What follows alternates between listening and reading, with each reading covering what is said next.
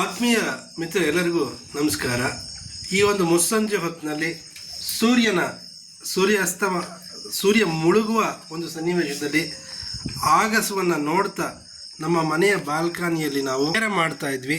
ನಾನು ಅಪ್ಪ ಇಬ್ಬರು ಕೇರಂ ಆಟದಲ್ಲಿ ನಿರತರಾಗಿ ತುಂಬ ಇಬ್ಬರಿಗೂ ಪೈಪೋಟಿ ಕೊಡ್ತಾ ಆಟವಾಡುವ ಒಂದು ಹುಮ್ಮಸ್ಸಲ್ಲಿ ಕೂತು ಆಟ ಆಡ್ತಾ ಇದ್ವಿ. ಈ ರೀತಿಯ ಇವತ್ತಿನ ಸನ್ನಿವೇಶದಲ್ಲಿ ಮುಸ್ಸಂಜೆಯ ಬೆಳಕಿನಲ್ಲಿ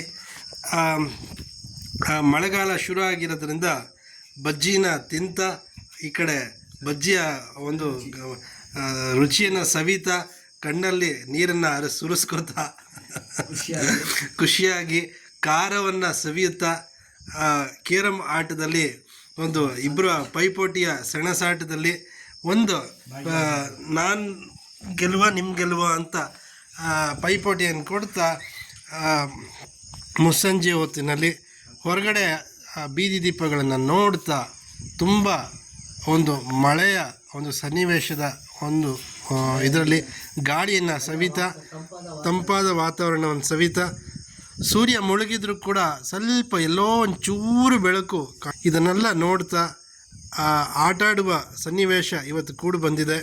ನಾನಂತೂ ಒಂದು ಕೇರಂ ಆಟದಲ್ಲಿ ನಿರತನಾಗಿ ತುಂಬ ಖುಷಿ ಪಡ್ತಾ ಇದ್ದೀನಿ.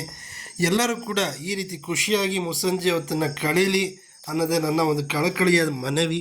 ಇವತ್ತಿನ ದಿನದಲ್ಲಿ ನೀವು ಯಾವುದೇ ಒಂದು ಕಂಪ್ನಿ ಇರ್ಬೋದು, ಯಾವುದೇ ಒಂದು ಕ್ಷೇತ್ರದಲ್ಲಿ ನೀವು ಕೆಲಸ ಮಾಡಿದ್ರೂ ಕೂಡ ಜನರಲ್ ಶಿಫ್ಟ್ ಅಂದರೆ 9ರಿಂದ 5:30 ತಪ್ಪಿದ್ರೆ 6 ಗಂಟೆ ಇರುತ್ತೆ.